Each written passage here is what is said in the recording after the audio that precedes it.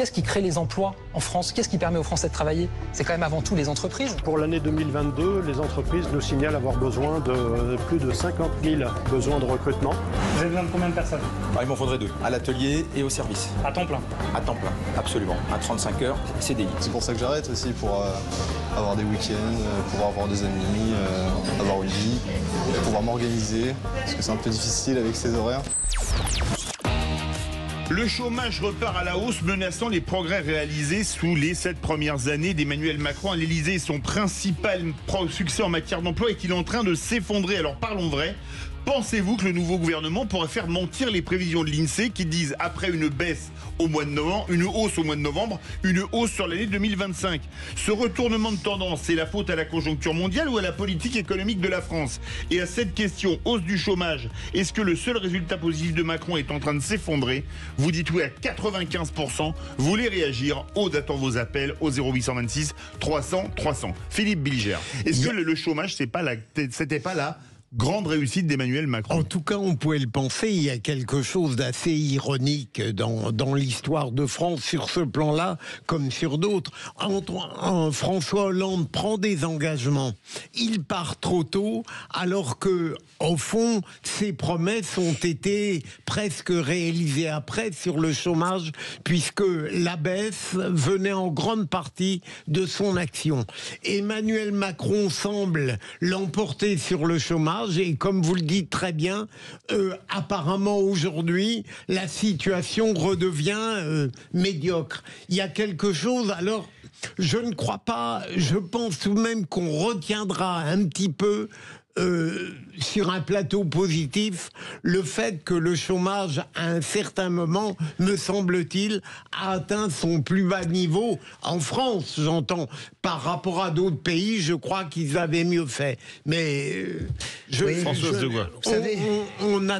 on attaquera aussi plus Emmanuel Macron pour ce qu'il est plus que pour ce qu'il a manqué. Oui, et puis qu'est-ce que c'est qu'un héritage? C'est ça le problème. Qu'est-ce que laissera Emmanuel Macron comme héritage? Plus jeune président français, le seul à avoir réussi le doublon. C'est quand même. Et vous croyez vraiment que ça suffira comme héritage d'avoir une réforme des retraites qui a été repoussée par 80% des Français et passée au 49.3 et un chômage qui remonte? Moi, je crois que si j'étais Emmanuel Macron, je me poserais vraiment la question qu'est-ce que je fais de ces 3 dernières années qui restent pour rentrer dans l'histoire? Les 2 ans et demi pour rentrer dans l'histoire autrement qu'en donnant les clés du palais de l'Élysée à Marine Le Pen, parce que on parlera pas de chômage. Si Marine Le Pen devient président de la République, vous savez, ce sera l'échec absolu d'Emmanuel Macron. On ne parlera d'Emmanuel Macron qu'en ces termes. L'homme qui devait la battre et qui lui passe les clés du pouvoir. Ce sera injuste, ce sera réducteur. Mais voilà, sa politique de l'offre à laquelle il refuse qu'on touche depuis le mois de juillet, et c'est aussi pour ça qu'il rechigne à nommer la gauche, même si la gauche se plantait, il fallait au moins la laisser essayer. Eh bien, sa politique de l'offre semble un peu se casser la gueule. Surtout qu'il a toujours dit, pardon Michael, il a toujours dit qu'il voulait, l'objectif suprême, c'était de ne pas voir arriver Marine Le Pen. Bien sûr. Mickaël Sadoun. Emmanuel Macron a eu au début des résultats plutôt positifs sur le chômage. Philippe en a parlé, c'était des résidus du CICE qu'il avait lancé déjà à la fin du quinquennat de François Hollande, et puis c'était aussi partiellement dû à ses propres réformes sur la flexibilité du marché de l'emploi, sur la réforme de la loi Pacte qui facilite aussi les seuils pour les entreprises, notamment les PME et les ETI, etc. Donc moi je ne m'opposais pas à cette politique, je la trouvais plutôt bonne. Après, il faut dire une chose, c'est qu'Emmanuel Macron a bénéficié de plusieurs choses. D'abord, il y avait une croissance mondiale qui était plutôt bonne et qui le portait.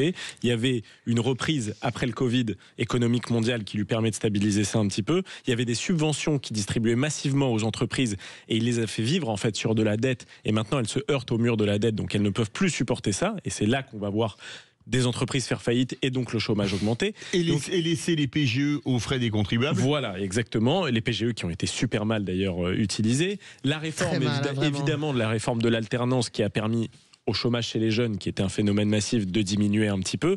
Donc Emmanuel Macron, si vous voulez, a fait baisser les chiffres de manière partiellement artificielle quand même.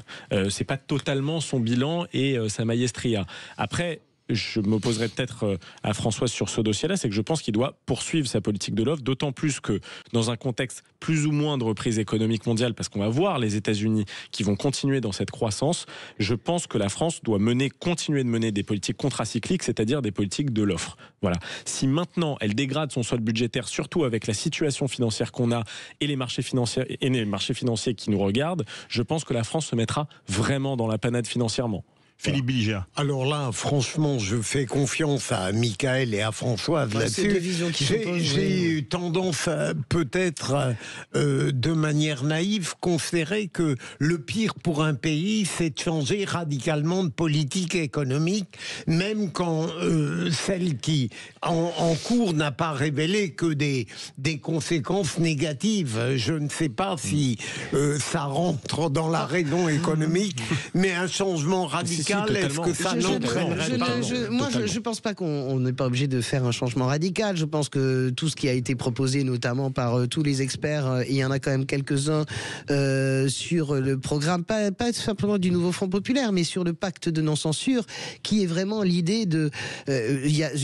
J'entends ce que dit Michael. On peut aussi entendre que la croissance provient à 60-65% de la consommation populaire. Donc on peut entendre aussi que la politique de la demande, on peut très bien entendre que offrir du pouvoir d'achat supplémentaire aux Français, ça n'est pas forcément pour aller acheter des choses qui sont fabriquées en Chine, parce que j'entends toujours cet argument. Donc on peut entendre aussi que on n'est pas obligé de passer de l'autre côté du cheval, c'est-à-dire dire je fous en l'air la politique de l'offre et bye bye zai, on fait que de l'augmentation de pouvoir d'achat. Je pense qu'il y a une voie du milieu et que cette voie du milieu, il se refuse à la prendre. C'est quasiment névrotique pour moi. Hein. C'est quand vous êtes président, vous êtes accroché. Non, mais névrotique au sens... Non, mais aussi sûrement que c'est névrotique pour lui, c'est névrotique aussi pour la gauche, les retraites. C'est-à-dire que c'est soit vous l'abrogez ou rien. Moi, je ne suis pas d'accord. On peut la geler. Vous comprenez ce que je veux dire? Il ne faut pas être accroché à des totems comme ça. Il est accroché à ça parce qu'en termes de finances publiques, ça représente énormément, en fait, le financement des retraites. Non, mais vous êtes d'accord sur l'idée qu'on peut redonner du pouvoir d'achat différemment? On peut relancer la consommation populaire, par exemple? Je sais pas, moi je trouve au contraire qu'on a une économie aujourd'hui qui tourne trop sur la consommation, vous avez raison de le rappeler, mais je pense qu'on ne tourne plus assez sur la production, et d'ailleurs c'est ce qui contribue aux mauvaises finances de la France, puisque nous avons une balance des paiements extérieurs qui commence à devenir extrêmement déficitaire. Oui, mais la balance commerciale, ça n'est qu'une petite partie de ce qu'on appelle la balance des paiements. Il a raison, Michael, là-dessus c'est tout à fait largement déficitaire. C'est sur ça que la France commence à dépendre vraiment de l'extérieur, et moi ça me pose aussi une question en tant que souverainiste, c'est que plus nous dépendons des financements extérieur, et moins la France est libre dans son action. Juste un détail par rapport à ce que dit Michael. Je sais très bien qu'il y a une forme de... vous avez raison dans ce que vous dites sur la dépendance et l'autonomie. Il faut quand même bien rappeler aux gens qui nous écoutent que chaque fois que nous allons emprunter, nous ne nous mettons pas dans la main d'un ensemble d'acteurs qui peuvent nous faire décider quoi que ce soit sur notre... Pour le moment, en tout cas. Pas dans le marché primaire, mais dans le marché secondaire. Après, quand ça s'échange sur les marchés internationaux, ça finit par atterrir dans les fonds de pension américains et chez les Chinois. J'ai bien compris, vous savez, c'est l'histoire de la récolte en Russie qui est vendue 4 ou 5 ou 6 fois avant même que le blé ait germé. Il y a un type qui l'achète, il y a un autre type qui vient de l'acheter qui la revend, un troisième type qui la revend, et d'un seul coup, c'est exactement comme ça qu'il y a eu les émeutes de la faim, c'est la spéculation. On peut comparer ça, mais quand même, globalement, il faut quand même rappeler aux gens que quand nous empruntons sur le marché international en premier emprunt, jamais la France ne se met dans les mains de qui que ce soit qui pourrait éventuellement, à un moment donné, diriger sa politique. Je voudrais vous poser une question, il ne nous reste même pas 3 minutes.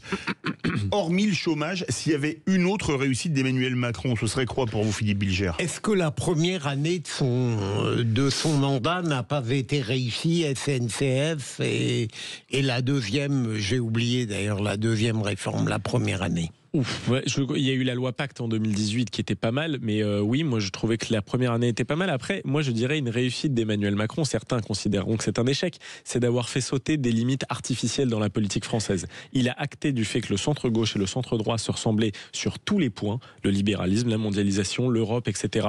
Et il a acté une recomposition du paysage politique français qui, pour moi, aujourd'hui, est plus cohérent qu'il y a 10 ans. C'est amusant parce que vous dites une réussite qui n'est pas une réussite économique, par exemple, ou politique pour les matchs de la France à l'étranger, etc. Je pense que c'est un désastre, en fait. Moi, je trouve que c'est un désastre, ce que vient de dire Michael. Il a tout à fait raison. Il a fait tout à fait exploser. Et en fait, les ruisseaux reviennent, les rivières reviennent dans leur lit. Et c'est ça le drame. Le drame, c'est que quand vous considérez qu'il n'y a plus de gauche et de droite et que tout est en même temps et est un bloc central, eh bien, vous avez les deux tours jumelles qui montent à l'horizon. Vous avez la tour jumelle du Rassemblement national. Et vous avez, non, moi je ne suis pas d'accord avec vous. Non, je crois qu'il y a une différence entre le centre-gauche. Il y a le centre-gauche et le centre-droit. Entre Rocard et Giscard, il y avait une si grande différence que ça. Oui, je pense quand même qu'il y avait une différence.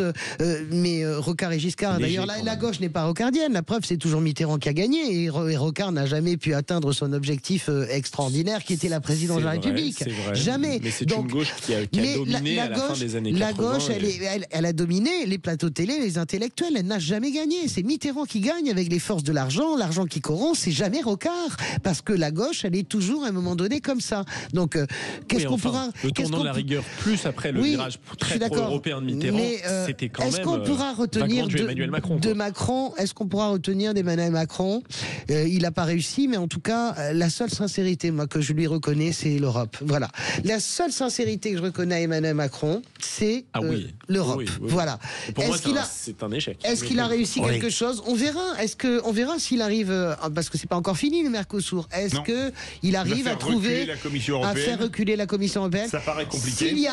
S'il y arrive avec l'aide de l'Italie, des Pays-Bas et de l'Autriche, eh bien s'il arrive, je dirais voilà ce qu'on retiendra pour moi d'Emmanuel Macron, avoir fait reculer le Mercosur. En même temps, c'est fini. En même temps, le paradoxe, François, c'est que sa seule sincérité, manifestement, n'est pas un résultat positif. Je suis d'accord avec vous, bien sûr. Il a un peu tout foiré, hein, Macron, on peut quand même le dire. Merci beaucoup, Philippe Bilger.